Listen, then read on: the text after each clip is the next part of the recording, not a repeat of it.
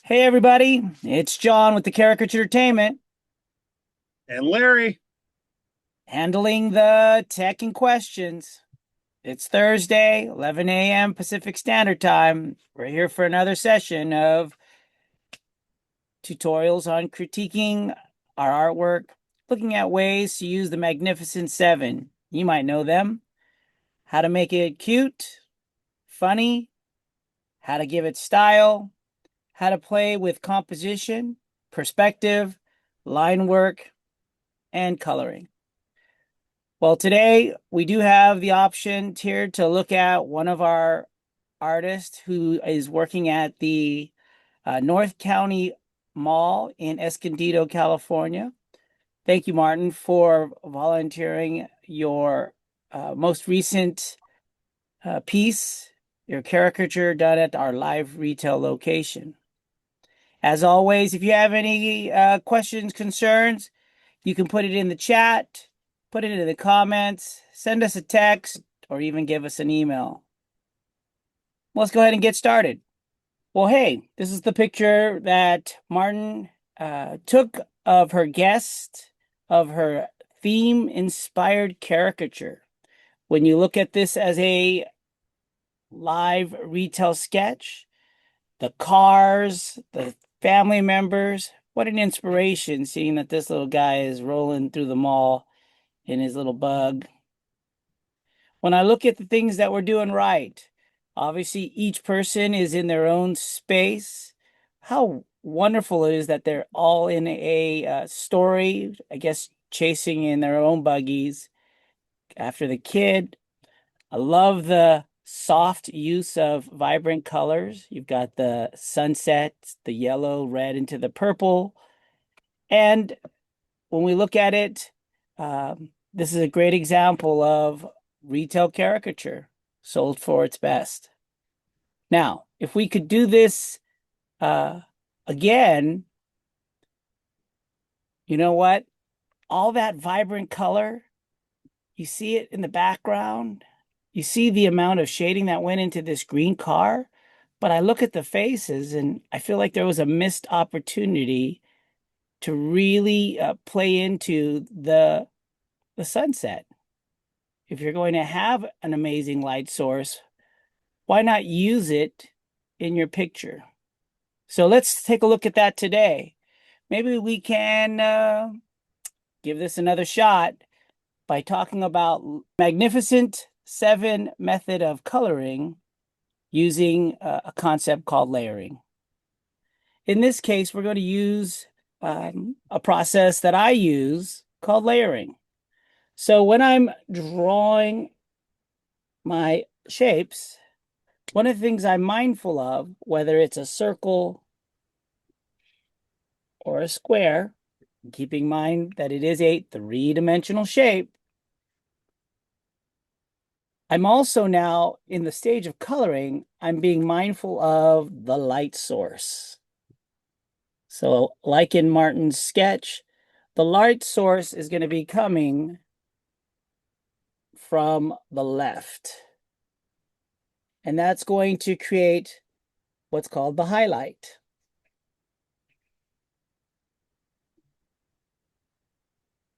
You might see that in a three-dimensional shape or in a more flat shape, something like this. If you have a highlight from your light source, that means you're also going to have a shadow.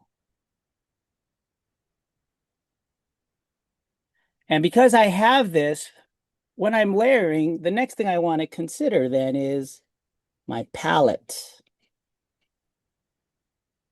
Now, if you're like me, you are using some form of crayon, whether it's the Prismacolor art sticks, those Neo colors, but this is what my set looks like right now. You're going to see that my darks, my browns, my reds, oranges and yellows, all the way into my cool colors, blues, purples, and greens. That's the beginning of my palette. But what I start with, so I'm going to go, this is the starting line all the way to my finish line. This is going to create my palette. So what I will normally do is I'll start with a pink pale palette. So pink. I will then go into sienna brown, come back into my warm colors, maybe a goldenrod, bring in my shadows, sometimes with a dark brown, maybe a complementary green. Sometimes I'll even bring in a blue.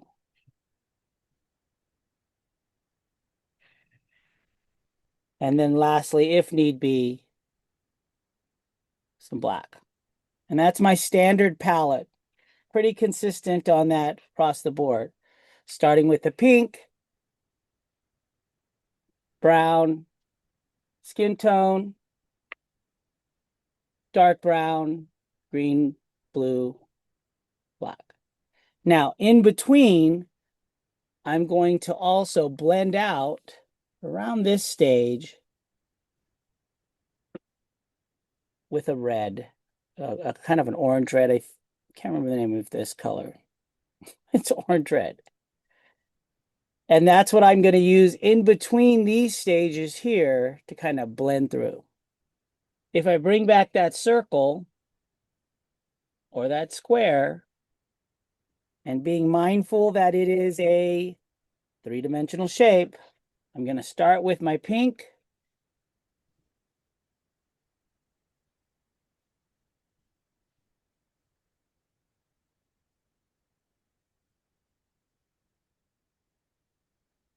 I'm going to work into my brown.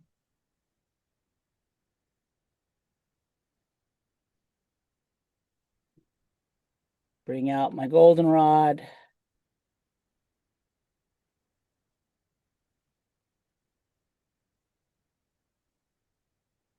Maybe at this point I can blend with my orange red.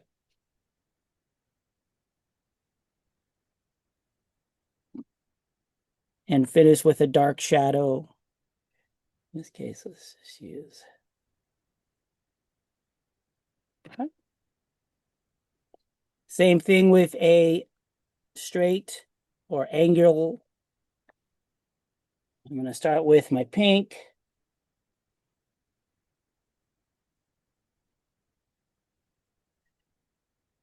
Pose it with the brown.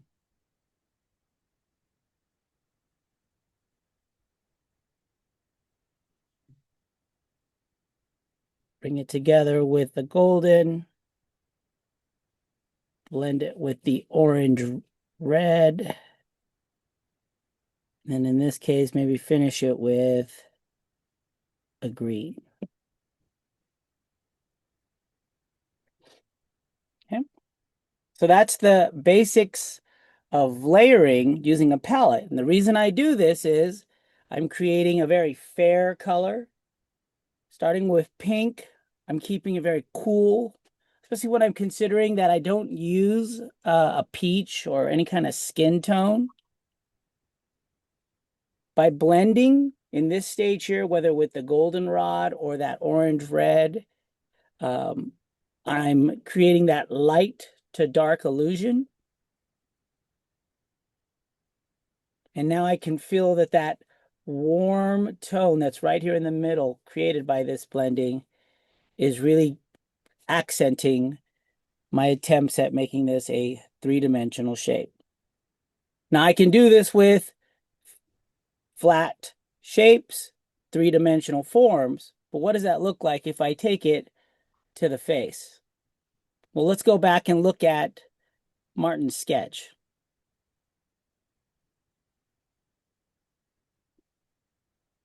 Now I can probably go at this many different ways. Again, we have some real fun use of the light source in the background. The shadows are off, pulling off. You can see the shadow at the car. You can see the shadow on the hood of the green car. But in the face, I can kind of see the reflection of yellow on her face, maybe a little bit on his face, but definitely no shadows to offset that highlight. So let's try it again using layering. Stage left. So I will follow through with that as well. Okay. So kind of an easy replication of Martin's sketch. Now, bringing it in, here was the light source indicated by the sun.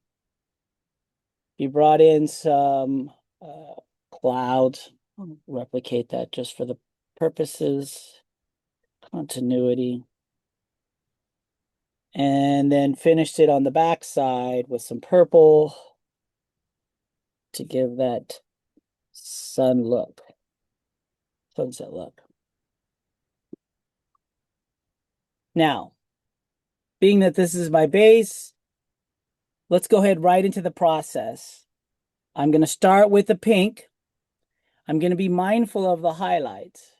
So when I use my art stick, you can see I got a little one here. I have usually a pointed side and more of a flat side. This is just practice over the years. I don't really like, this is my preference. I know art sticks came in full, and normally I snap them in half. Some people can manage the whole, I cannot. So what I'll normally do is I'll start, if the light source is coming from the left, I'm going to start with the flat side and I'm going to edge away. Keeping a little highlight between the edge of the face and where I assume that light is coming from. So as I'm doing this, I'm using the pink in this stage to do large anatomical layers. So I know like this is the eye pocket. So I'm going to go ahead and just drop that in. The bottom of the nose. If they have a bulbous nose, which I couldn't tell from the photograph, I'll layer that. Here's a cheek. I'll drop that coming down. Here's the other cheek. So I always try to start with a very light pressure and I build up. So even though this hair is creating a shadow, I know that this is the forehead. And I'm going to keep the center where the highlight is hitting hardest. There's some pink lips. And then same thing with the neck. Keeping that little bit of white space here. And then blend down. Okay. Bring this up just a little bit to form up her cheek. There you go. Step one in my palette, pink. Drop that down. I'm going to go get that brown. Now I'm going to do the opposite here. If this was my highlight area, here's where I'm going to start building up where eventually the darkest shadow is going to be. So I'm going to start actually on the opposite side.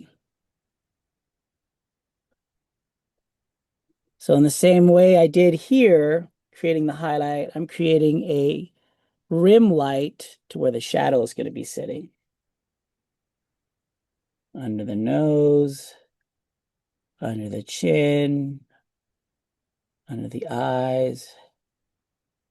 So in this part where I'm starting to add this warm tone, I am being mindful again. Here is the eyelid.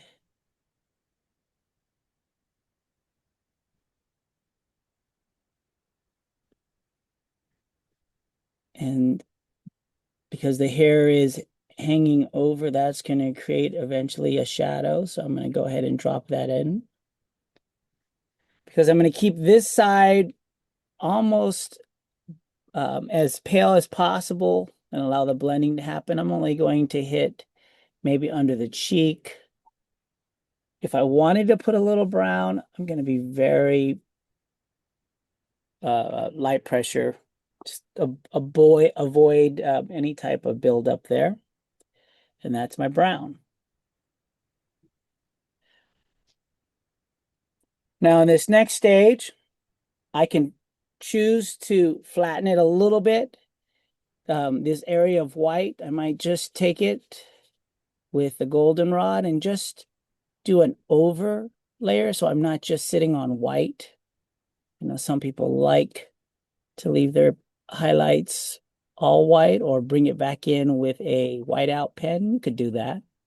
But here I'm just going to rub uh, some of this goldenrod to kind of give that or accent that middle tone, keeping her warm. Again, no skin tone here. The next thing would then be I'm going to go ahead and I'm going to get that orange red and I'm going to create that blush in the cheeks.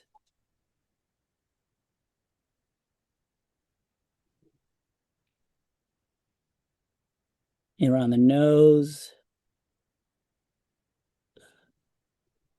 Merge in the areas around the eyelids.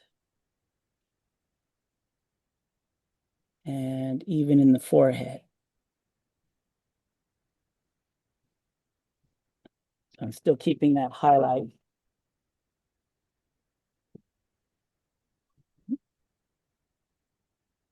Now I'm going to come in with that dark brown, and here's where I'm going to create the shadow.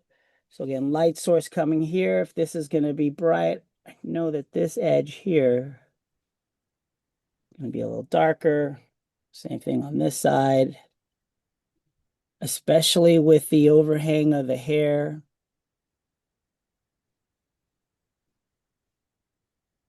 Here's overhanging the hair, the chin and jaw onto the neck, underneath the lip and the nose, maybe where the smile merges in.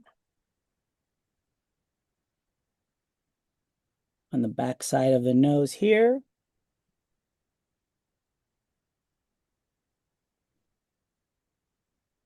And then at the end, if I feel like I've lost a little bit of that pink, I'm going to just come back in and use the pink one more time just to accent and blend in that middle warm color that I used to blend, which was that red orange. I'm just going to bring all of that together. Okay. So looking at these, you've got your light source still coming left to right, northwest. I've got this range that she created from the yellow, red to the purple. So I'm going to accent that here in the face. I've reserved, you can even take a little eraser here. I've reserved that highlight that's coming off of that sun right here, especially because it's coming northwest. It's going to be a little hotter here. I could dull it down here. But because of the cascade of the hair, I might even build that part up here a little bit more. Now, some of you may notice this guy didn't bring his foam pad. All right, you got me. But the technique here is not about the smoothness of my colors, it's about the blending. So with the foam pad, this probably be even better. So light source, highlight, shadows, drop down shadows from items that are pulling or laying over, being that you understand the anatomy here in the cheeks, if there were ears, the eyelids. Do that a little better.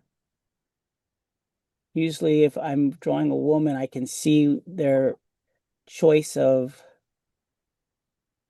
mascara and all the makeup, but here I did not, so I'm not worried about that.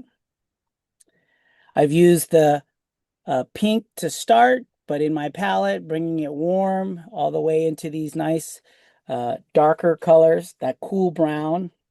We talked about possibly even bringing in some blues depending on skin tone, and then using that final blending, whether it means going back to the pink, if you want to go back to that orange red to really play up and pop out those colors.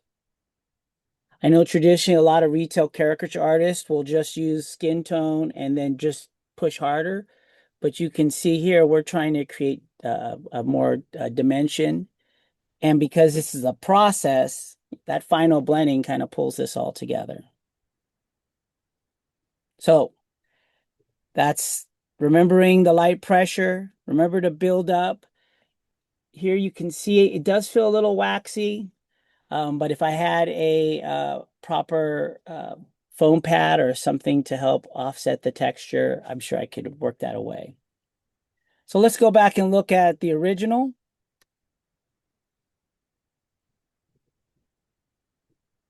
So there's Martin's sketch, and I believe it's based on this young lady here.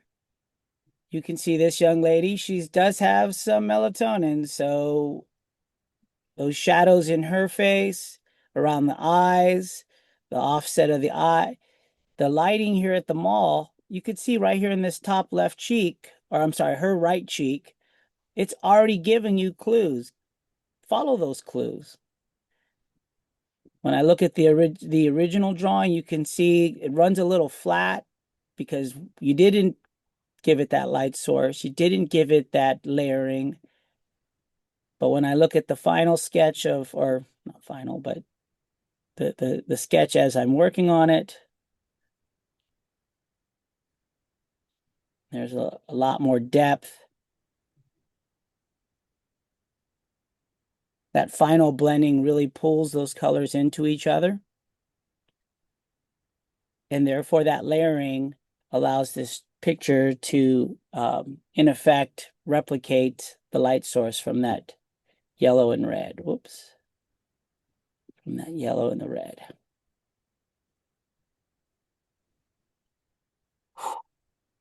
That's it. That's an application of coloring using the method of layering. I used a pink pale palette. And now you can see if you were to try it again, you could really push your live retail sketch. So again, thank you to Martin for volunteering this sketch. A great sketch in and of itself, but we want to make sure we're always giving some ideas on how we can go even further. That's our session number 8. I do appreciate everybody who's watching these videos as the engagement is picking up. Thanks to those folks. It looks like a couple of faces I may know have popped in. All the same, I'm John with the Caricature Entertainment. I want to say thank you to my guy, Larry. All right, guys, you want to make it simple, personal, and memorable.